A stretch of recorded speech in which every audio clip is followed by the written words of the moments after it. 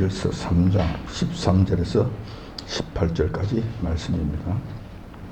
다니엘서 3장 13절에서 18절까지 말씀.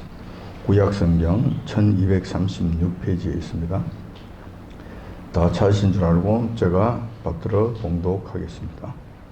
느부갓네살 왕이 노하고 분하여 사드락과 메삭과 아벳느고를 끌어오라 명하며 드디어 그 사람들을 왕의 앞으로 끌어온지라. 느부갓네살이 그들에게 물어 가로되 사드락 메삭 아벳느고야, 너희가 내 신을 섬기지 아니하며 내가 세운 금신상에 절하지 아니하니 짐짓거리하였느냐. 이제라도 너희가 예비하였다가 언제든지 나팔과 피리와 수금과 삼현금과 앙금과 생황과 및 모든 악기소를 듣거든 내가 만든 신상 앞에 엎드려 절하면 좋거니와, 너희가 만일 절하지 아니하면 즉시 너희를 극렬히 타는 풀무 가운데 던져 넣을 것이니 능히 너희를 내 손에서 건져낼 신이 어떤 신이겠느냐. 사드락과 메삭과 아벳느고가 왕에게 대답하여 가로되 느부갓네살이여, 우리가 이 일에 대하여 왕에게 대답할 필요가 없나이다. 만일 그럴 것이면 왕이여, 우리가 섬기는 우리 하나님이 우리를 극렬히 타는 풀무 가운데서 능히 건져내시겠고 왕의 손에서도 건져내시리이다. 그리 아니하실지라도 왕이여, 우리가 왕의 신들을 섬기지도 아니하고 왕의 세우신 금신상에 절하지도 아니할 줄을 아옵소서. 아멘. 본문 말씀을 중심으로 해서 금신상에 절하지 아니할 줄 아옵소서 라는 제목으로 말씀을 나눌까 합니다.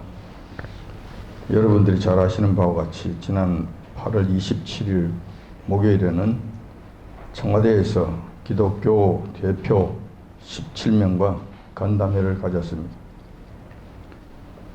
우한 폐렴과 관련한 교계 협조를 당부하는 모임이라고 그렇게 하고 그 간담회를 진행을 했습니다.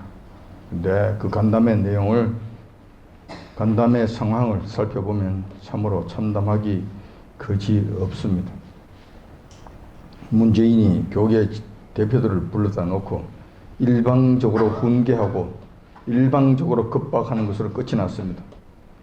핵심 내용은 이것입니다. 교회가 바이러스를 많이 확산시키고 있으니, 확진자가 많이 나오고 있으니, 그러니까 바이러스의 진원지 역할을 하고 있으니 대면 예배를 하지 말라. 만약 정부 명령에 저항하거나 어기고 한다면 엄정한 법 집행을 하겠다. 이런 내용이었습니다. 핵심은 이거예요. 핵심은. 다른 소리들은 전부 다 미사오고 쓸데없는 소리들이에요. 정말 하고 싶은 이야기는 이거예요.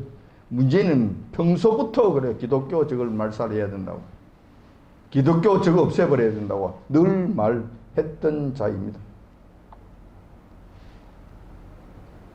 이에 대해 교회 대표한 이 참석자들은, 소위 큰 목사님이라 하는 자들은 목소리 한번 제대로 내지 못하고 끌려 나왔습니다.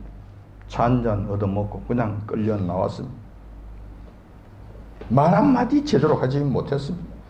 단 모두 발언에서 한교총 공동대표라고 하는 이 김태형 목사가 한마디 한 것이 그나마 조금 위안이라면 이안이라고 할 수 있겠습니다. 모두 발언에서 이런 말을 했습니다. 종교의 자유는 목숨과도 바꿀 수 없는 가치다. 종교의 자유를 너무 쉽게 공권력으로 제한하려 하면은 안 된다. 요 정도 이야기한 거. 모두 발언했어. 이게 전부 다입니다. 그리고 일방적으로 당하고 끝이 났습니다. 이 악한 정권이 청와대 간담회에서 힘을 얻어서인지 모르겠는데 아마 그런 것 같아요. 교계를 대표하는 17명의 큰 목사님들과 이야기를 해보니 이거는 쉬워요. 쑥쑥 들어가네. 찔렀더니만 끽소리 못하네. 야단을 치고 호통을 쳤더니만 절절매고 끝났네. 자, 그러니 교계에 이거는 마음대로 주물러도 돼. 이건 별 볼 일 없는 거야. 이런 마음이 들었을 거예요.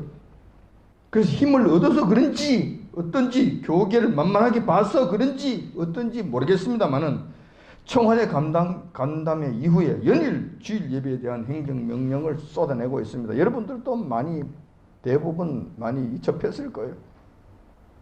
시시각각으로 행정명령을 쏟아내는 거예요. 핵심 내용은 이겁니다. 정상 예배 드리지 말라. 예배 안 드리면 좋겠다. 굳이 예배를 드리려고 한다면 비대면 예배를 드려라. 그러니까 모이지 말라는 거예요. 만약 이 명령을 어길 경우에는 300만 원 벌금을 부과하고 법이 정하는 바 최대한 법을 엄정하게 집행하겠다라는 협박.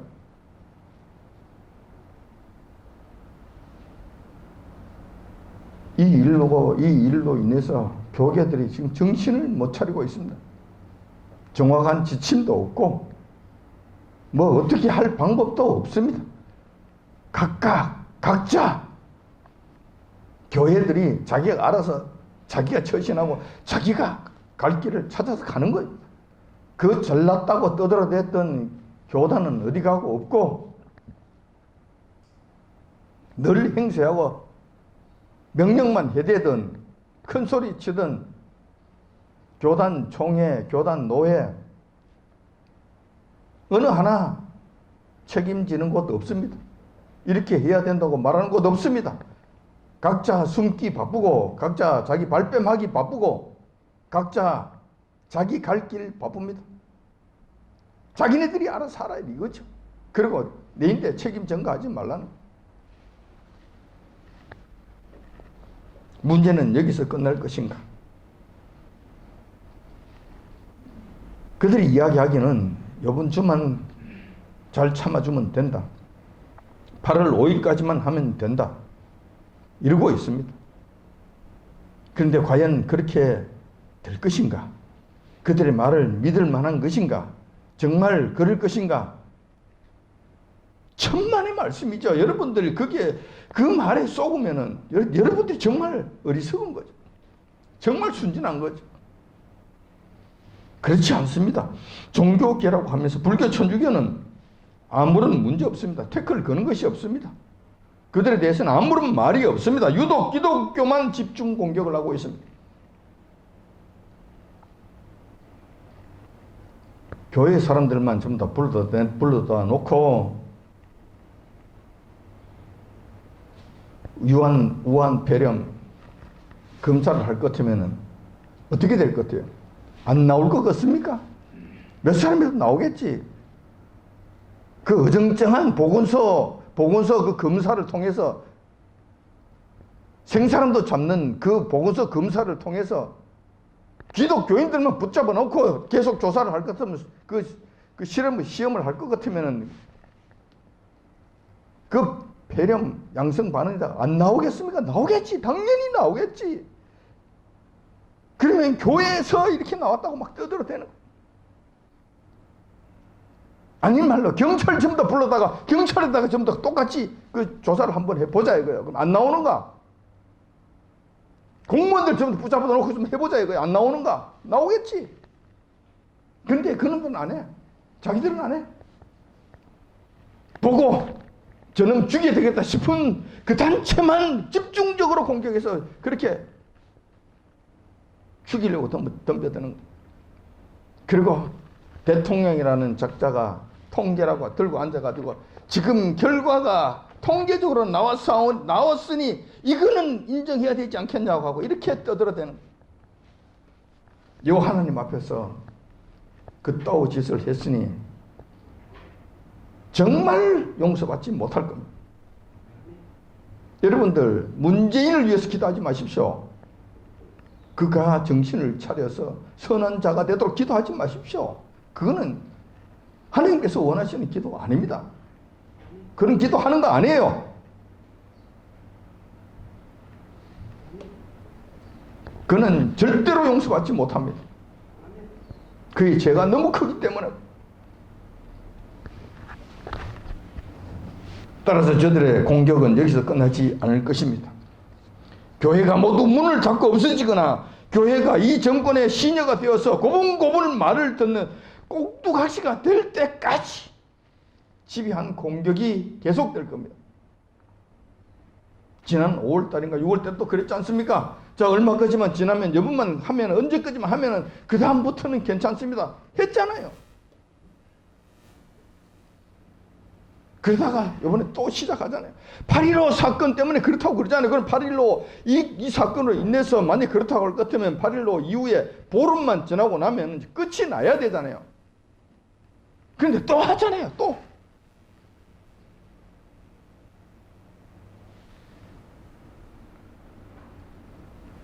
그래서 이들의 공격은 절대로 멈추지 않는다. 끝까지 갈 거다. 이 교회가 문을 닫을 때까지. 안 그러면 이 교회가 그들이 주는 보조금 조금씩 받고 그냥 고분고분 말을 듣는 완전 꼭두각시가 될 때까지 이 일은 계속될 것입니다. 자, 그러면 무슨 문제가 생기느냐? 우리의 신앙이 문제가 됩니다. 기독교 신앙을 지키는 것이 첫 번째 문제가 됩니다. 지금도 그렇지만 앞으로 다가올 일이 더 크다는 거야. 더 염려스럽다는 거야. 앞으로 더 큰 일들이 계속 닥쳐올 거라는 이 현상 때문에 우리가 염려가 되지 않을 수 없다는 거예요. 지난 27일 청와대에서 굴욕적인 간담회 한 다음에 교계에서는 아직까지 이렇다 할 후속 조치들이 없습니다. 이렇게 해야 되겠다. 저렇게 해야 되겠다. 문재인의 말이 틀리다. 그러므로 우리는 이렇게 해야 되겠다. 저렇게 없습니다. 이런 거 없습니다. 모두 다 잠잠합니다. 나만 지금 괜찮으면 괜찮다는 식입니다. 나만 지금 괜찮으면 괜찮아. 나만 아무 일 없으면 아무 일 없는 거야. 이거요. 이런 식. 간담회 후에 어떤 교계 지도자들은 청와대의 뜻을 받들어 절충안을 모색하자고 제안하는 그런 경우도 있고, 이게 말이 됩니까? 우리가 귀신하고 협상해서 절충안을 마련하겠다고 하는 것이 말이 됩니까? 사탄하고 타협하자는 것이 말이 됩니까? 만약에 그것이 가능하다면 우리 주님께서 먼저 하셨지. 벌써 하셨지. 주님께서도 못하시는 일, 주님께서도 포기하고 계시는 일을 우리가 하겠다고? 이건 어리석어도 그렇게 어리석을 수가 없고, 영적으로 이렇게 무지해도 무지할 수가 없는 그런 모습들을 보입니다. 또한 어떤 참석 목사는 이름만 대도 여러분이 다 아는 스타 목사입니다. 대단한 목사입니다. 이 목사는 청와대 이 굴욕적 간담회 마치고 난 다음에 이렇게 이야기를 합니다. 일방적으로 교계를 몰아붙이는 것이 아니었다고. 청와대가 그렇게 한 것이 아니었다고. 교계를 인정하는 부분도 많이 있었고, 우리 교계가 이 나라를 위해서 일정한 역할을 한 것을 칭찬하고 인정하고 확인해 준 것도 있다고. 일방적으로 청와대가 잘못했다고 몰아붙이는 것은 이거는 안 된다고. 이따구 소리를 하고 있는 거예요. 이따구 소리를 하는 거예요. 입에 발린 소리 한 것과 본심으로 하는 이야기조차를 구분을 못하는 사람이요. 이 사람은 구분을 못하는 거예요. 애써 좋은 이야기만 듣고 싶어하는 이런 자예요. 이 사람의 사상이 의심스러워. 이 사람의 믿음이 의심스러운 거예요. 영적 눈이 조금이라도 떠져 있다면 지금 무엇을 하려고 하는 것인지 환하게 보일 건데 전혀 보이지 않는 이 사람은 전혀 보이지 않아. 그래서 괜찮다고 그러는 거 괜찮다고. 알만한 스타 목사. 누구나 다 아는 대단한 목사예요. 이러고 하잖아요.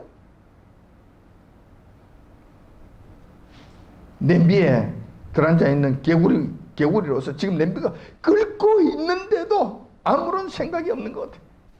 지금 현재 한국 교회 주소가 이렇습니다. 이런 상황이에요. 이럴 때 우리는 어떻게 해야 하는가? 어떻게 해야 되는 거예요? 교계에 참석했던 17명의 대표 목사들이 이런저런 이후의 일들과 그 당시의 일들과 이런저런 이야기를 할 때 성경 말씀을 인용해서 하는 것은 없었다. 내가 찾아보지를 못했어. 아직까지 내가 다 찾아보지를 못해서 그런지 모르겠는데 일단 없어요. 그게 하나님의 말씀을 근거로 해서 그 말씀을 기준으로 해서 말하는 것이 하나도 없었는데 찾지를 못했어. 그냥 자기 생각만 굴리는 거예요.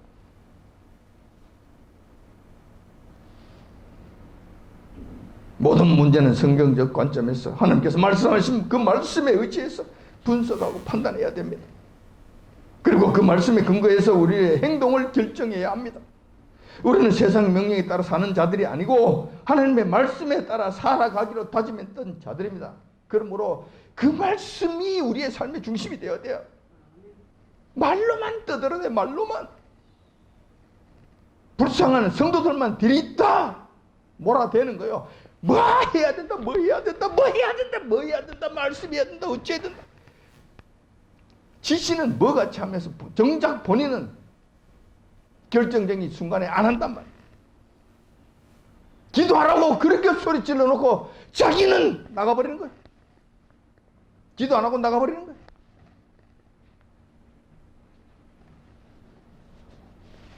참 속이 터집니다. 우리는 몸은 죽여도 영혼은 죽이지 못하는 세상 임금을 두려워하지 않습니다. 몸과 영혼을 능히 지옥에 멸하시는 여호와 하나님을 두려워하며 그분의 뜻을 받들며 사는 자들입니다. 그렇기 때문에 우리는 지금 이 순간에, 우리에게 닥친 이 순간에 교계 지도자들의 눈치를 볼 것이 아니고 그들이 어떻게 결정하는가, 그들이 뭐라고 이야기하는가에 거기에 목매서 그들을 쳐다보면서 우리 신앙생활을 결정하는 것이 아니라 오늘 이 시간 하나님의 말씀을 통해서 우리의 행할 일들을 결정해야 된다는 거예요. 누구도 믿을 수 없습니다. 누구도 쳐다볼 수 없습니다. 우리의 믿음 우리가 지켜야 됩니다. 그리고 그 핵심에는 하나님의 말씀이 있어야 된다는 거예요. 오늘은 본문 말씀을 통해서 이러한 어려움이 닥칠 때는 어떻게 해야 하는지에 대해서 말씀을 드리고자 합니다. 본문의 내용은 지금 우리가 겪고 있는 것과는 비교할 수조차 없을 정도로 어려움에 처한 하나님의 사람들이 겪었던 실제 상황입니다. 본문 말씀의 배경은 이렇습니다. BC 한 585년경쯤 됩니다. 이때가 되면은 예루살렘과 유다가 멸망당한 지 한 1년 정도 지난 그런 시대, 그런 시점입니다. 바벨론 느부갓네살 왕이 최전성기를 맞이한 그런 시대였습니다. 늘 말썽을 부리던 남유다와 예루살렘을 완전 초토화시켜버리고 유다의 나라를 배후에서 꼬드기고 그렇게 해서 자꾸 반역을 일으키던 애굽 나라, 그때 당시에 강대한 나라였던 애굽까지도 완전 정벌해서 거의 전하를 평정했던 그런 시대였습니다. 느부갓네살 왕에게 누구 하나 머리 들 사람이 없었고 노라고 말할 사람이 없는 그런 시대였다는 거예요. 그 당시 바벨론 왕궁에서는 아주 능력이 출중한 유대인 청년 4명이 있었습니다. 그것도 그들은 느부갓네살 왕의 최측근으로서 느부갓네살 왕의 엄청난 배려를, 사랑을 받고 지내고 있고 아주 중요한 일을 맡아보고 있는 자들이었습니다. 1차 바벨론 포로 때에 끌려갔던 다니엘과 사드락과 메삭과 아벤노고라고 하는 그런 자들이었습니다. 여러분들이 잘 아는 유대 청년들이었습니다. 이들은 느부갓네살 왕의 특별한 배려로 왕의 진미를 먹고 살았습니다. 바벨론의 최고 수준의 교육을 받았으며 자란 엘리트 중에 엘리트, 영재 중에 영재 관료였습니다. 그러니까 느부갓네살 왕의 사랑이 특별했고 관심이 특별했고 느부갓네살 왕이 특별히 그들 애지중지했던 그런 자들이었어요. 이들 청년들은 본문 말씀이 일어난 그 당시에는 30대 후반에서 한 40대 중반쯤 되는 한창 일할 나이였던 그런 자들이었어요. 그럴 뿐만 아니라 느부갓네살 왕의 총애로 인해서 앞날이 보장된 자들이었습니다. 확실히 보장된 자들이었어요.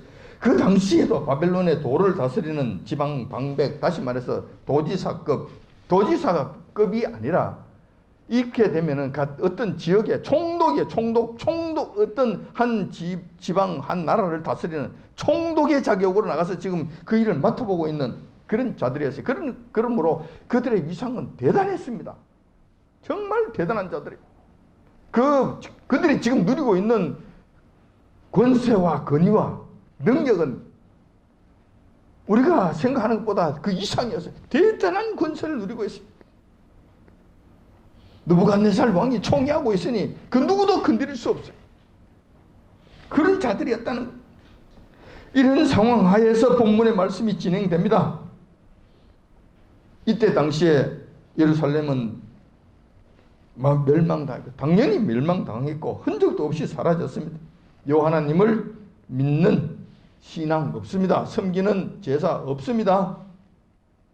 하나님이라는 신이 당신의 나라 하나 지키지 못하고 당신의 백성 하나 지키지 못하는 정말 말뿐인 허울뿐인 정말 별 볼 일 없는 그냥 일반 싸구려 신 중에 하나인 것으로 전락해버렸어요.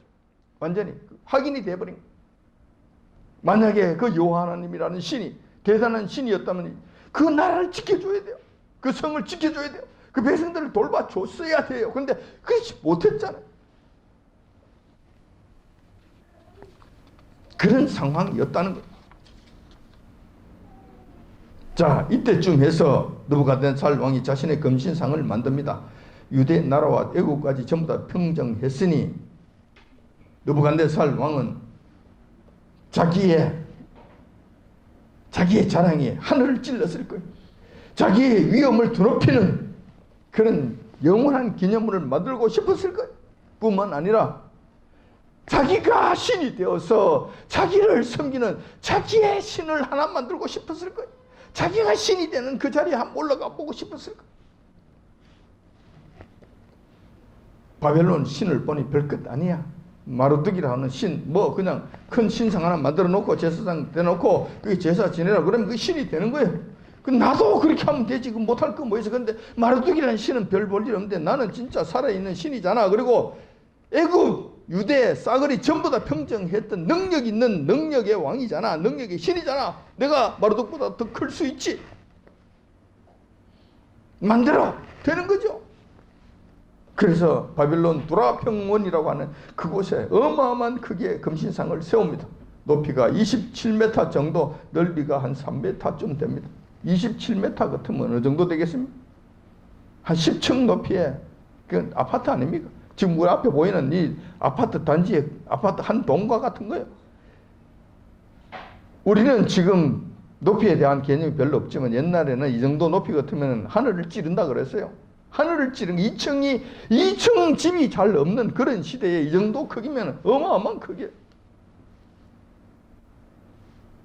이렇게 큰 느부갓네살을 닮은 금신상을 세웁니다. 대부분의 세상 사람들은 보이는 것에 의해서 위대한 큰 것의 위대함을 느낍니다. 대단한 것에 보이는 것들에 의하여 그들의 마음이 녹는 거예요. 이것을 이용했을지 모릅니다. 금신상을 어마어마하게 크게 만들어 놓았더니만 세상에 이렇게 큰 신도 있느냐 그러면서 모든 백성들이 와서 그게 절을 합니다. 영적인 영향을 받게 된다는 거예요. 지금도 이런 원리는 불교계에 똑같이 나타납니다. 갑바이 그러면서 큰 어떤 뭐가 있으면 그게 가서 영험하다 그러고 무엇이 신비하다고 신통하다 그러고 절을 하고 다른 절보다 큰 다른 절에서보다도 더 큰 불상을 크게 만들어 놓으면은 그게 뭐가 있는 줄 알고 와서 전부 다 절하고 난리가 나는 거예요. 장사가 되는 거지. 그때도 그랬다는 거예요. 그런 다음에 느부갓네살 왕이 명령을 내립니다. 바벨론 제국 내의 모든 만주 백관은 물론이고 모든 백성들로 하여금 그 금신상에 경배하도록 한 것입니다.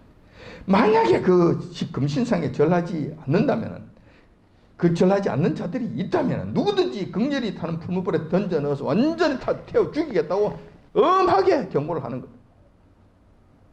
그 결과 금신상 낙성식에는 만조백관들과 모든 백성들이 모여서 모두 다 그 심상에 절을 하였습니다. 그 명령이 너무나 엄격하여 엄중하였어. 거역하는 자가 아무도 없었던 거예요. 자, 이런 상황. 이런 상황에서 유대인 청년 3명이 그 명령을 정면으로 어겼습니다.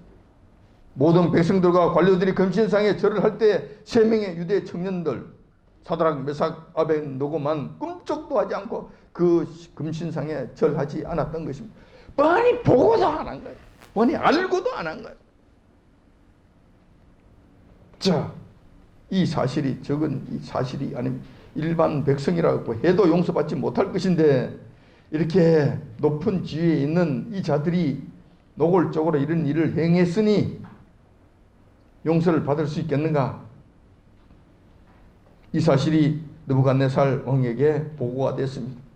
느부갓네살 왕이 노발대발해서 이 3명의 유대 청년들을 부릅니다. 그리고 직접 신문을 합니다. 너희들이 처벌해가 아니고 본인이 직접 신문을 하는 거예요. 그만큼 이 3명의 청년들은 느부갓네살 왕에게 있어서는 중요한 존재예요. 느부갓네살이 평소부터 그렇게 총애했던 자라는 것을 증명해 보이는 거예요. 자, 신문이 시작됩니다. 너희들이 정말로 금신상에 절하지 아니하였느냐? 이것이 사실이냐? 이 보고가 사실이냐? 그때는 대답 2가지를 할 수 있잖아요. 하나는 사실대로 이야기하는 것이고 하나는 거짓말을 하는 거예요. 거짓말로 왕이시여, 저희들이 절하지 아니한 것이 아니옵나이다. 그때 갈 수 있는 입장이 안 되어서 집에서 절을 하였는데 다른 사람들은 이것을 보지 못하였을 따름이 옵니다. 저희들은 절을 하였나이다. 이렇게 했으면 그러면 그렇지. 다음부터는 나와서 이제 거기 와서 현장에 와서 절하도록 하여라. 그래서 다른 사람들이 너희들을 모함하지 못하고 너희들을 오해하지 않도록 그렇게 몸가짐을 조심하도록 하거라. 그럼 끝나는 거야. 이렇게 끝나. 그런데 바르게 대답할 수도 있는 거죠. 정말 그런 건 그렇고 아닌 건 아니라고 이야기하는 거예요. 그런데 이들은 사실대로 이야기했습니다. 우리 폐하 그러하옵니다. 우리는 절하지 아니하였습니다. 딱 그냥 잘라서 이야기하는, 둘러서 말하지도 않습니다. 뭐 이렇쿵 저렇쿵 뭐 이렇게 되니까 저렇게 돼서 이렇게 되고 저렇게 돼서 한 시간 동안 떠들어대고 뭐 무슨 말인지도 알지 못하도록 그냥 범벅이 되도록 이렇게 말하지 않아요. 악한 자들은 자기의 속뜻을 숨기기 위해서 이런 식으로 혼란스럽게 말을 합니다. 그러나 하나님의 사람들은 그렇지 않아요. 담백합니다. 명확합니다. 이것도 저것 아니고 이런 거 아닙니다. 그건 분명하게 이야기합니다. 우리 절하지 않았습니다. 바로 이야기하는 거예요. 자, 그러자 느부갓네살 왕이 이렇게 이야기합니다. 너희들이 이러한 사실을 알지 못하고 신상에 절을 하지 않았다면 용서해 줄 테니 다음부터는 절을 하도록 하라. 너가 이게 얼마나 엄중한 일인지는 모르고 그랬구나. 그래, 풀무불에 던진단 말이야. 누구든지 풀무불에 들어간단 말이야. 그러니까 이 사실을 다시 잘 기억하고 다음부터 절하도록 해라. 알겠느냐?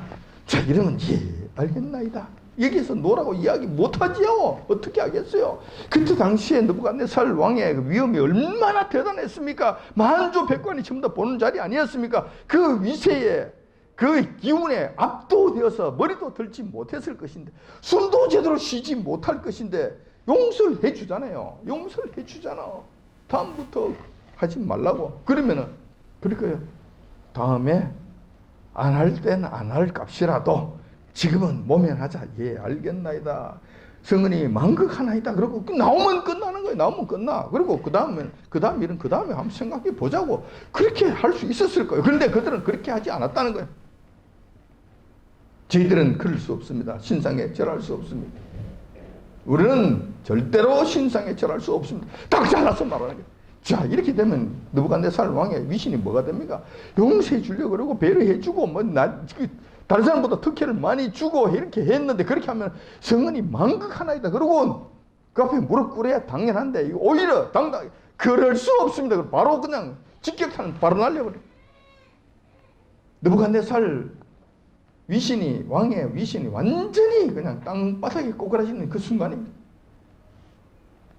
그냥 그 체면이 말이 아닙니다. 느부갓네살 왕이 화가 날만 합니다. 정말 화가 날만 해요. 내 이놈들, 내가 너희들을 불쌍히 여겨서 귀하게 보살펴 주었구만. 나의 권위에 도전하는 것이, 이것이 너희들을 위해서 그동안 은혜와 은총을 베풀어준 보답이란 말이냐. 내가 너희들을 풀무불에 던진다는 사실을 네가 알지 못하느냐. 내가 던져 넣을 것인데 너희들이 무엇을 믿고 지금 이렇게 너희들이 대드느냐. 내가 풀무불에 던져 넣으면은 그것을 거기에서부터 구해낼 신이 있겠느냐? 너희들이 믿는 하나님이 그것을 능히 할 수 있겠느냐? 왜냐하면은 예루살렘 쳐들어갔을 때 짓밟아 버리니까 되잖아. 예루살렘 구해주지 못했잖아. 예루살렘 성전 구해주지 못했잖아. 이스라엘 백성들 구해주지 못했잖아. 내가 짓밟으니 짓밟혀지더라. 그런데 그런 신이 지금 너희들을 지금 풀무불에 던졌다고 해서 그 신이 너희들을 구해낼 수 있겠는가? 말이 안 되는 것 아니냐? 느부갓네살 왕은 자신만만했을 겁니다. 자신만만했어. 그리고 사드락, 메삭, 아벳느고 그 세 청년들은 그때 당시에 이런 믿음을 가지기가 정말 힘들었을 거예요. 왜냐하면 예루살렘이 망했잖아. 하나님께서 지켜주시는 하나님의 도성이 느부갓네살 왕에서 짓밟혀 버렸잖아. 그러니 그 하나님께서 우리를 지켜주신다. 이 믿음을 갖는 것이 쉬웠겠습니까? 불과 1년도 안 된 한 몇 개월 전에 그 사건이 일어난 그 사건이 지금도 채 아물지도 않는 이 상태에서 지금 이런 일이 벌어지고 있는데 그들이 그 믿음을 지키는 것이 쉬웠겠나? 절대 그렇지 않아요. 이 괘씸한 놈들, 너희들이 무엇을 믿고 감히 내 말을 거역하느냐? 너희를 구원해 줄 신이 과연 이 세상에 있겠느냐? 그러자 이들이 이렇게 대답합니다. 느부갓네살 왕이요, 우리는 이 문제에 대해서 더 이상 할 말이 없습니다. 더 이상 말하고 싶지 않습니다. 일단 말 시키지 마세요. 더 이상 이야기해봐야 소용없습니다. 더 이상 우리에게 이쿵저쿵 설득하려고 하지 마세요. 우리는 끝났습니다. 이거요. 왕께서 우리를 풀무불에 던져 넣는다 해도 우리가 섬기는 하나님께서 우리를 능히 건져내실 것입니다. 그러나 그리하지 않으신다 하더라도 우리는 왕의 신들을 섬기지도 않고 금시상에 절하지도 않을 줄 아옵소서. 확 잘라서 그냥 결단을 내버립니다. 천하의 느부갓네살 왕이 이 세 명의 꼬마들에 의해서 엄청난 망신을 당하는 사건이 그때 발생하게 됩니다. 모든 조정 대신들이 보는 앞에서 망신살이 뻗쳤습니다. 뿐만 아니라 그동안 배려에 대한 배신감도 이런 말할 수 없이 컸을 것입니다. 당연히 노발대발한 가운데 풀무불을 7배나 더 뜨겁게 해서 3명의 유대 청년들을 그 풀무불에 던져 넣습니다.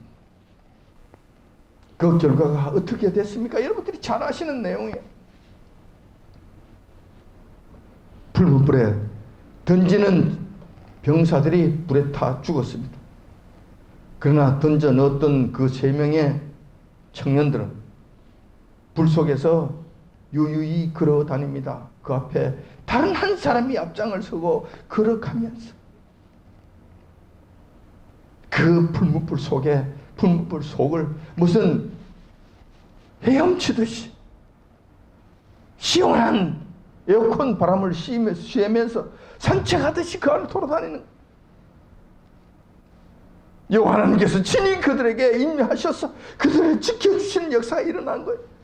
세상에 이런 일들을 우리가 이룰 수 있겠습니까? 이런 기적을 맛볼 수 있겠습니까? 하나님께서 친히 함께 하시는 영광을 누리게 된 거예요. 이들은 그런 영광을 누리게 된 거예요. 뿐만 아니라 들끝 하나도 타지 않고 불탄 냄새조차 없이 다시 살아나왔습니다.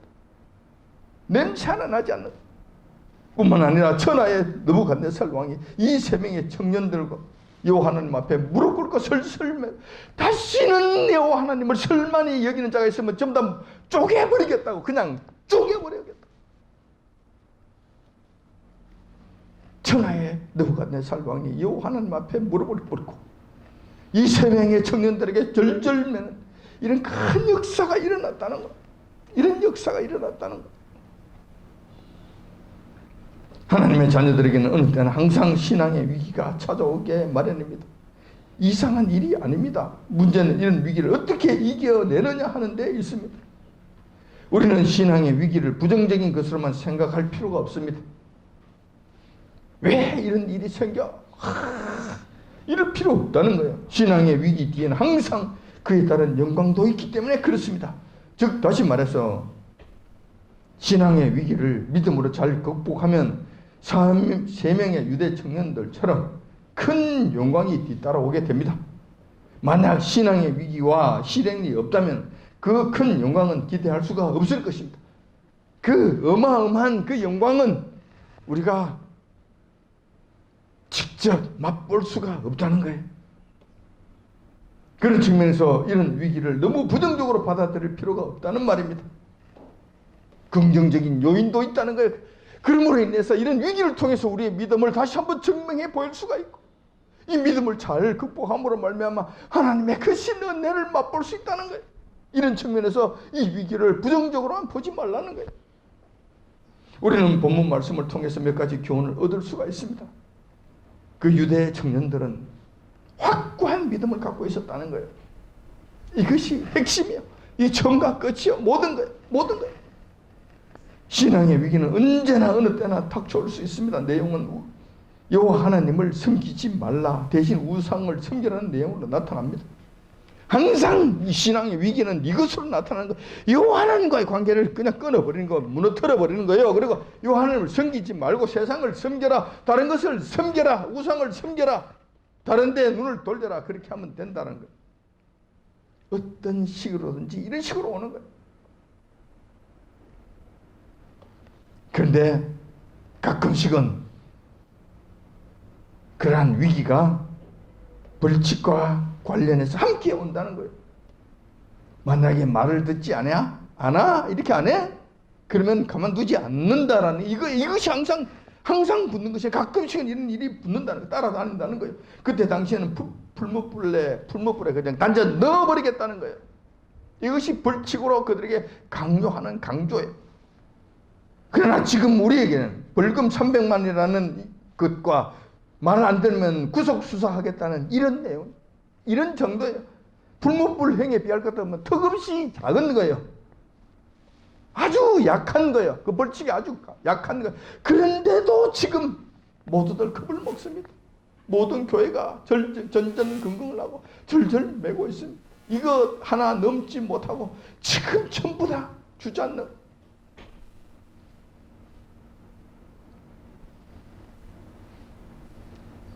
과연 이것이 옳은 것인가? 우리도 과연 그렇게 해야 될 것인가? 한번 깊이 생각해 봐야 되는 거예요. 그러나 유대 청년들은 과감하게 그 청을 던져버리고 여호와 하나님을 섬기는 것으로 선택을 했습니다. 자, 그렇게 하려면 그냥 되는 것이 아닙니다. 여러분들이 잘 아시는 바와 같이, 오늘 본문 말씀을 쭉 이리 살펴보는 바와 같이 그렇게 하는 것이 쉽지 않습니다. 그렇게 하려면 몇 가지를 포기해야 됩니다. 뭐냐면 그동안 인간적 정리에서 느부갓네살 왕의 호의를 완전히 저버려야 됩니다. 그동안 다른 사람이 아닌 느부갓네살이라고 하는 그 어마어마한 그 사람의 총애와 호의를 완전히 그냥 두부 자르듯이 잘라버려야 돼. 내던져버려야 되잖아요. 이게 쉽겠습니까? 인간적 정리를 완전히 정리를 해버려야 돼요. 완전히. 느부갓네살 왕 입장에서 볼 때는 이것보다 더 큰 배신이 없지요. 이것보다 더 큰 반역이 없는 거예요. 자, 이걸 감수해야 된다는 거예요. 이거 감수해야 되는 거예요. 느부갓네살 왕과 지금부터는 완전 철천지 원수가 돼야 된다는 거예요. 이게 쉽겠느냐는 거예요. 뿐만 아니라 청년 모두 한참 때 청년으로서 생을 마감하기에는 미련이 많이 남는 자들이었습니다. 우리가 60세, 70세 정도 되고, 아이고, 이제 장가 다 보내고, 앞날 다 했으니, 대충 이제 죽어도 별로 여한이 없다. 그래도 병에 걸려서 그냥 골골거리고 있고, 지금 살아봐야 얼마 더 살겠나. 근데 특별히 할 일도 없는 거고, 이런 사람이 죽는다면은 아까울 것도 없잖아요. 그렇게 할 수 있잖아요. 근데 이 사람들은 그렇지 않다니까. 지금 한참 꽃을 피우는 그런 나이였잖아요. 이 사람들이 죽는 것이 얼마나 힘들겠어요. 한참 때 그들이 죽음을 당한다. 얼마나 그들이 이것이 어렵겠어요. 살고 싶은 욕망이 강렬하겠습니까? 나이 든 사람하고 다르다니까. 이 청년들은 더 힘들었지. 근데 이것을 과감히 버릴 수 있는 준비를 한 거예요. 완전히 던져버릴 각오를 한 것. 뿐만 아니라 세 명 모두 다 신상에 절만하기만 하면 세상적 출세가 보장되었습니다. 찬탄대로입니다. 알잖아요. 그들은 총독으로서 느부갓네살 왕의 후원을 받아서 그냥 세상을 호령하며 살 수 있는 모든 것이 보장된 그런 자들이었습니다. 그런데 지금 이걸 좀 다 던져버려야 되잖아요. 오물같이 던져버려야 되잖아요. 죽음을, 그 대신 죽음을 가져와야 되잖아요. 이게 쉽겠냐고요. 이게 쉽겠냐고. 요 하나님을 선택하며 요 하나님을 택하며 요 하나님께 나가는 것이 지금 이렇게 어려운 거예요. 이렇게 어려운 거예요. 그래서 이걸 따라가지를 못하는 거예요. 이것이 쉽지 않는 거예요. 믿음이 보통 믿음으로는 이것을 택할 수가 없는 거예요. 요 하나님만이 나의 모든 것이 되지 않고는 이거 안 되는 거예요. 이거 못하는 거라. 하나님을 섬긴다. 요 하나님을 택한다는 것은 이 모든 것을 버려야 하고 대신 극렬한 불못불에 들어가야 한다는 것을 의미합니다. 그래서 모든 교회들이 무너지는 거예요. 모든 성도들이 이 앞에서 이 턱을 넘지 못하고 주저앉는 거예요. 주님께서 말씀하셨습니다.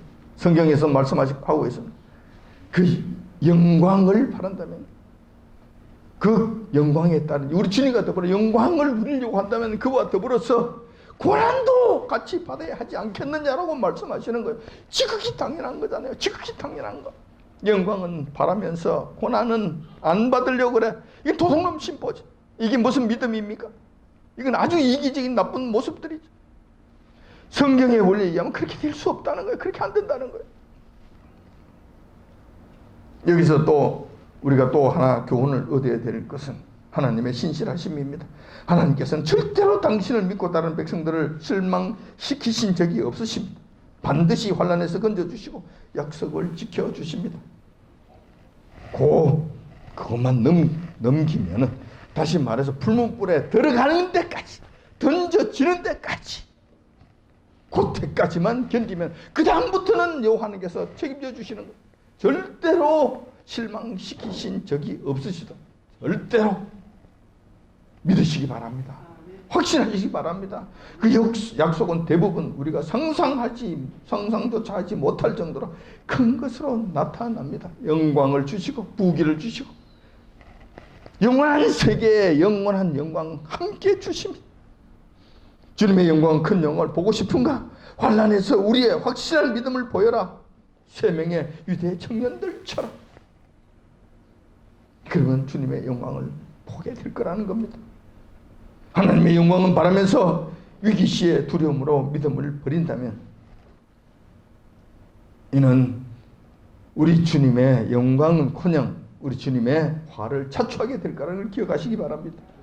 지금 우한폐렴을 기화로 해서 이 악한 정권이 노골적으로 교회를 탄압하고자 합니다.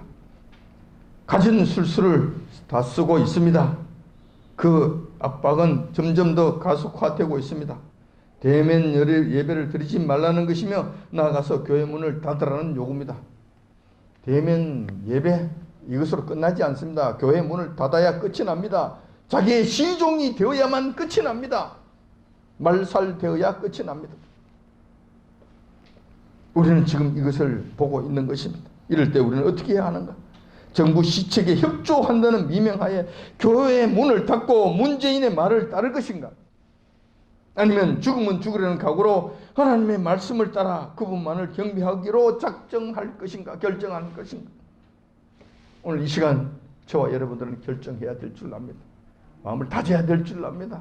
확신을 가져야 될 줄 압니다. 저는 문재인의 말을 따를 수 없습니다. 절대로 따를 수 없습니다. 하나님 말씀에 순종하며 그분의 말씀에 순종하며 그분 말씀을 따르며 그분만을 경배하며 그분만을 섬기며 살아갈 것입니다. 여러분들도 동의하시면 그 믿음에 합의하시면 저를 따라오시기 바랍니다.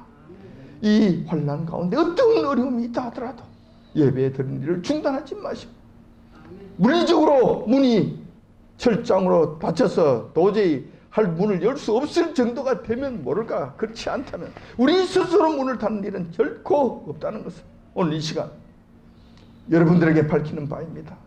여러분들도 함께 해주시기를 이 시간 주님의 이름으로 축원드립니다. 기도하겠습니다.